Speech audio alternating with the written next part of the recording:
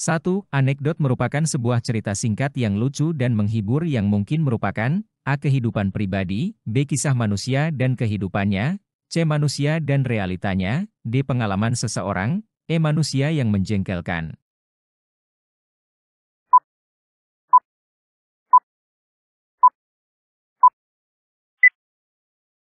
Jawaban yang benar adalah B. Anekdot merupakan sebuah cerita singkat yang lucu dan menghibur, yang mungkin merupakan kisah manusia yang terkenal dan kehidupannya.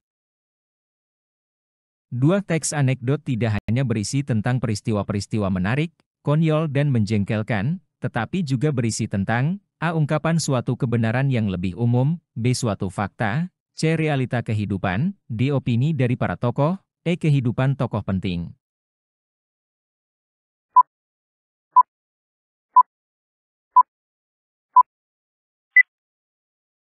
Jawaban yang benar adalah C. Teks anekdot tidak hanya berisi tentang peristiwa-peristiwa menarik, konyol dan menjengkelkan, tetapi juga berisi tentang realita kehidupan. Hal tersebut karena kritikan yang ingin disampaikan dalam anekdot berdasarkan kehidupan sehari-hari. 3. Salah satu tujuan dari dibuatnya teks anekdot adalah untuk A. Mengetahui kemampuan seseorang dalam berkarya, B. Menghibur pembacanya, C. Menghilangkan stres, D. Refreshing dari berbagai aktivitas, E. Mengetahui kehidupan manusia sesungguhnya.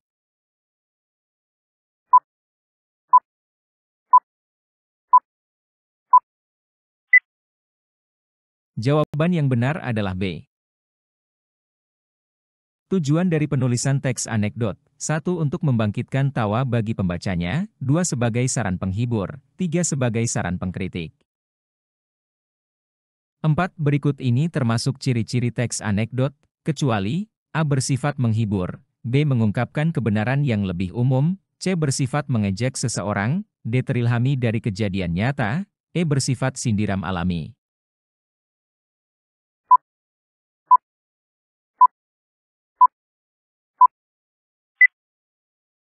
Jawaban yang benar adalah C. Teks anekdot memiliki sifat menyindir dan mengkritik untuk mengungkapkan kebenaran yang lebih umum, namun tidak dengan cara mengejek seseorang. 5. Membandingkan antara dua kriteria dengan kenyataan baik dari segi struktur ini maupun bahasa.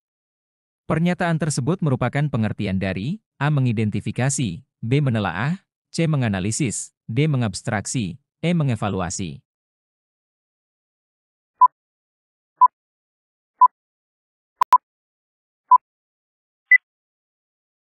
Jawaban yang benar adalah C.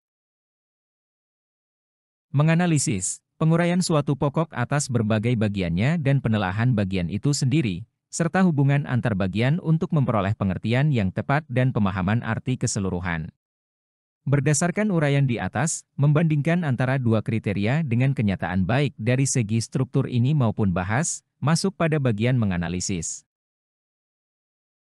6. Berikut ini termasuk mengevaluasi struktur isi dalam teks anekdot, kecuali A. Mempertanyakan apakah secara keseluruhan bisa dianggap sebagai karangan utuh, B. Mempertanyakan apakah isinya bermanfaat sehingga layak dibaca atau dimengerti orang lain, C. Mempertanyakan apakah pilihan kosakatanya sesuai, D. Mempertanyakan apakah ada paragraf yang menyimpang, E. Mempertanyakan apakah ada paragraf yang susah dimengerti.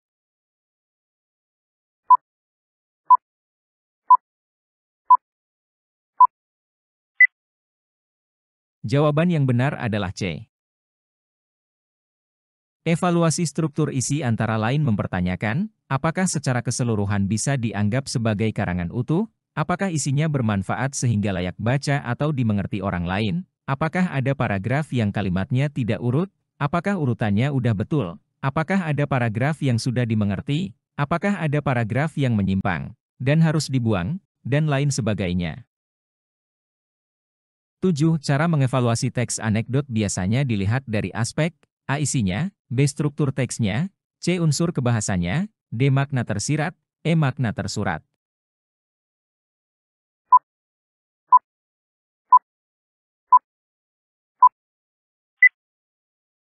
Jawaban yang benar adalah D. Teks anekdot adalah cerita lucu yang melibatkan tokoh atau orang yang bersifat faktual. Tujuannya adalah untuk memberikan suatu pembelajaran. Dalam menyampaikan tujuannya, teks anekdot menggunakan makna tersirat. Makna tersirat adalah maksud atau makna pembicaraan yang tidak disampaikan secara gamblang, tetapi secara tersembunyi. 8 berikut ini termasuk pertanyaan-pertanyaan yang diajukan saat mengevaluasi teks anekdot, kecuali A. Apa yang dilakukan, B. Siapa partisipan, tokoh dalam teks tersebut, C. Siapa yang kita sindir, D. Sudah runtutkah rangkaian peristiwanya, E. Bagaimana kelengkapan struktur teks abstraksi, orientasi, krisis, reaksi, koda.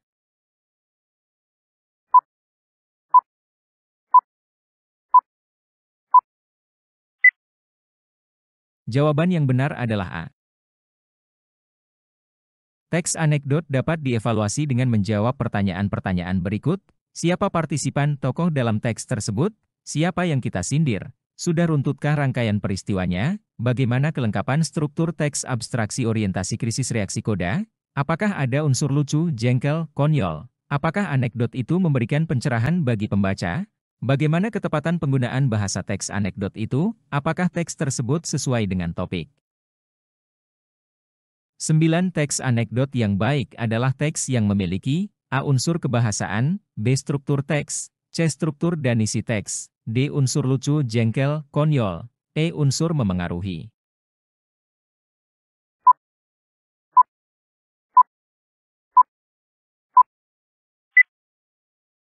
Jawaban yang benar adalah D. Teks anekdot yang baik merupakan teks yang memiliki unsur lucu, jengkel, atau konyol. Ini karena sejatinya teks anekdot merupakan teks yang berisi cerita konyol atau lucu. 10 berikut ini termasuk struktur teks anekdot, kecuali A. Abstraksi, B. Orientasi, C. Puncak pertikaian, D. Koda, E. Krisis.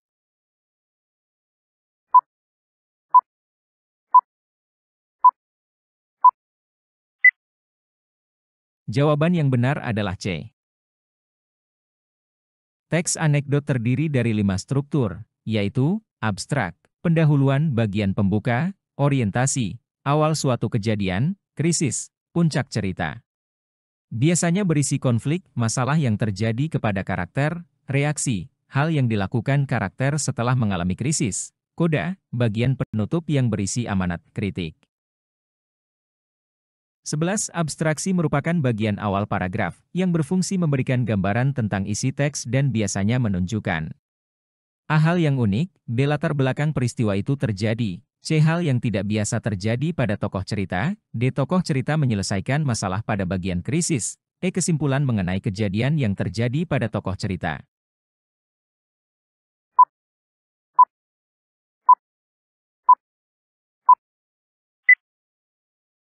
Jawaban yang benar adalah A. Abstraksi merupakan bagian awal paragraf, yang berfungsi memberikan gambaran tentang isi teks dan biasanya menunjukkan hal yang unik.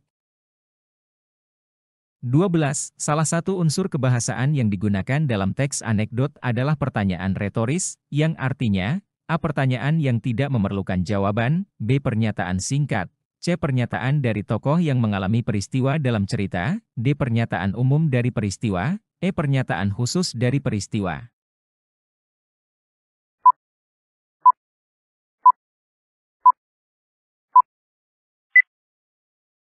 Jawaban yang benar adalah A. Salah satu ciri kebahasaan teks anekdot adalah pertanyaan retoris, yaitu pertanyaan yang jawabannya sudah diketahui. Dengan kata lain, pertanyaan retoris tidak perlu jawaban karena sudah diketahui jawabannya. 13. Berikut ini termasuk langkah-langkah yang harus dilakukan dalam menganalisis teks anekdot, kecuali A. Membaca teks anekdot dengan seksama anekdot, B. Memahami teks anekdot dengan baik, C. Menganalisa struktur teks, yaitu memisahkan bagian abstraksi, orientasi, krisis, reaksi, dan koda, D. Menemukan kata kias, konjungsi, kalimat retoris, E. Membaca teks dengan cepat.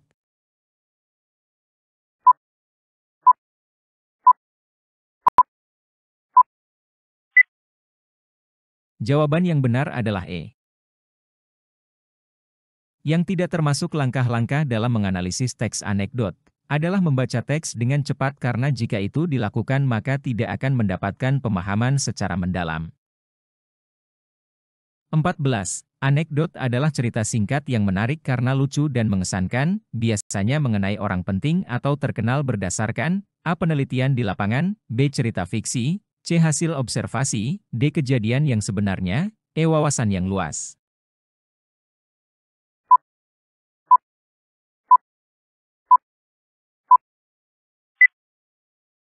Jawaban yang benar adalah D. Menurut KBBI, anekdot adalah cerita singkat yang menarik karena lucu dan mengesankan, biasanya mengenai orang penting atau terkenal dan berdasarkan kejadian yang sebenarnya. 15. Bagian dalam teks anekdot yang memunculkan hal atau masalah yang unik atau tidak biasa yang terjadi pada si penulis atau orang yang diceritakan adalah A. Orientasi, B. Krisis, C. Koda, D. Konklusi, E. Abstraksi.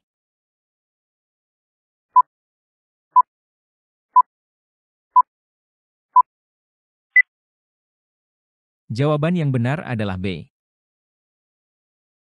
Krisis merupakan bagian yang menjadi hal atau masalah unik atau tidak biasa yang terjadi pada orang yang diceritakan. 16. Tujuan dari menceritakan kembali isi hikayat adalah untuk A. Menyimpulkan isi hikayat, B. Menyimpulkan nilai-nilai dalam hikayat, C. Menyimpulkan isi dan nilai-nilai dalam hikayat, D. Mengetahui isi hikayat, E. Menganalisis struktur dan unsur kebahasaan hikayat.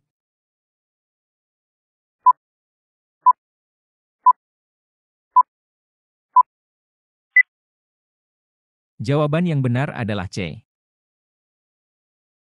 Hikayat merupakan salah satu bentuk sastra prosa, terutama pada bahasa Melayu yang berisikan mengenai suatu kisah, cerita, dan juga dongeng.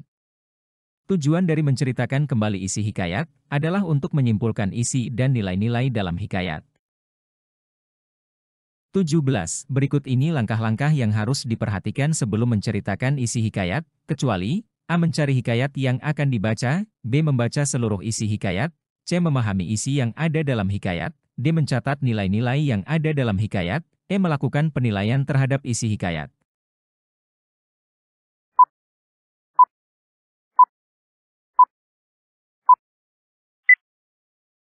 Jawaban yang benar adalah C. Berikut beberapa langkah yang dapat dilakukan untuk dapat menceritakan kembali isi dari suatu hikayat. 1. Membaca ulang teks hikayat. 2. Memahami unsur-unsur intrinsik dalam hikayat.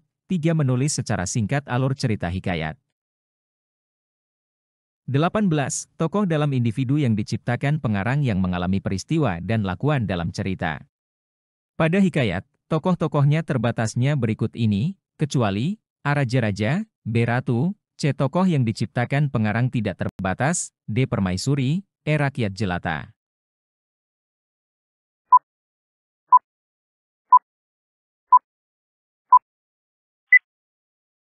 Jawaban yang benar adalah C. Salah satu unsur intrinsik hikayat adalah tokoh. Tokoh dalam individu yang diciptakan pengarang yang mengalami peristiwa dan lakuan dalam cerita. Pada hikayat, tokoh yang diciptakan pengarang terbatas. 19. Alur terbagi atas alur maju, alur mundur, atau alur campuran.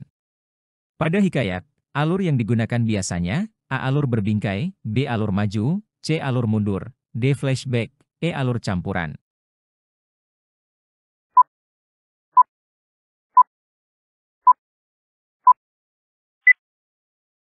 Jawaban yang benar adalah B.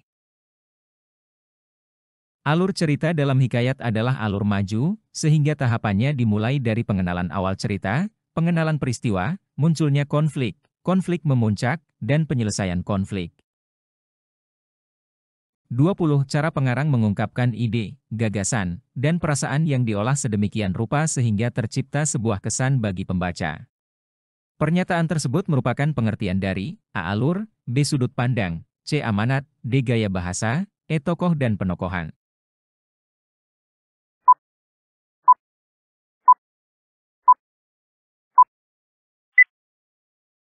Jawaban yang benar adalah D. Cara pengarang mengungkapkan ide, gagasan, dan perasaan yang diolah sedemikian rupa, sehingga tercipta sebuah kesan bagi pembaca disebut gaya bahasa. 21. Pada hikayat, sudut pandang yang digunakan biasanya dia An Maha Tahu, karena hikayat bersifat anonim, yang artinya, A. Tidak tersebutkan nama pengarangnya, B. Mencantumkan nama pengarang, C. Mengedepankan pengarang, D. Penulis yang disesuaikan dengan tokoh utama, E. Pengarang menjadi nomor 1.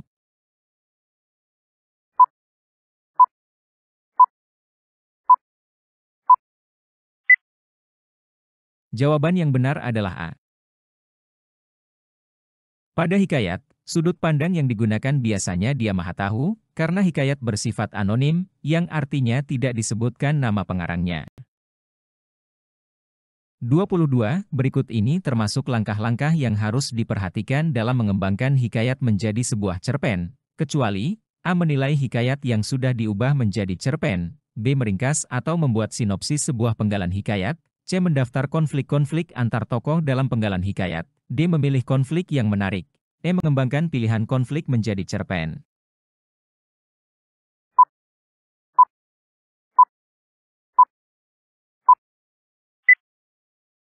Jawaban yang benar adalah A. Cara menyusun hikayat menjadi cerpen, sebagai berikut: analisis gagasan pokok tipe paragraf dalam teks hikayat, menyusun gagasan pokok menjadi sinopsis yang utuh, analisis nilai-nilai dalam teks hikayat, menentukan tema dan poin-poin alur berdasarkan sinopsis tersebut, mengembangkannya menjadi kerangka cerpen, mengembangkan kerangka cerpen. 23. Hikayat bersifat istana sentris, banyak menggunakan gaya bahasa klise, dan alurnya mudah ditebak sehingga cenderung monoton. Hal ini berbeda dengan karya sastra baru seperti cerpen yang memiliki A. Gaya bahasa bebas, B. Alur lebih dinamis, C. Gaya bahasa teratur, D. Alur mengikuti aturan, E. Gaya bahasa bebas dan alur lebih dinamis.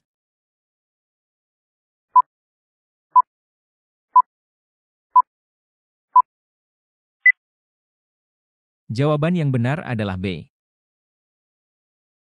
Hikayat bersifat istana sentris, banyak menggunakan gaya bahasa klise, dan alurnya mudah ditebak, sehingga cenderung monoton.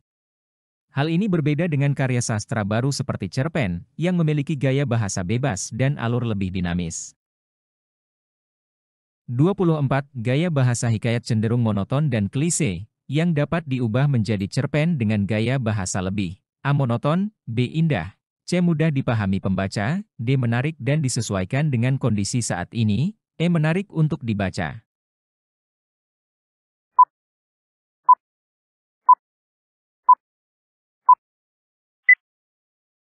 Jawaban yang benar adalah D. Salah satu ciri hikayat adalah bahasa yang digunakan pada hikayat itu adalah bahasa Melayu lama.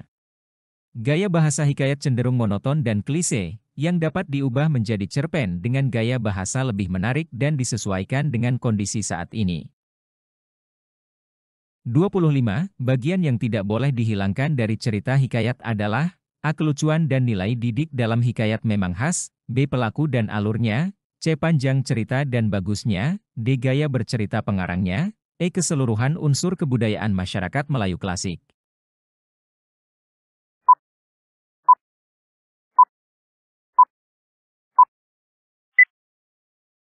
Jawaban yang benar adalah E.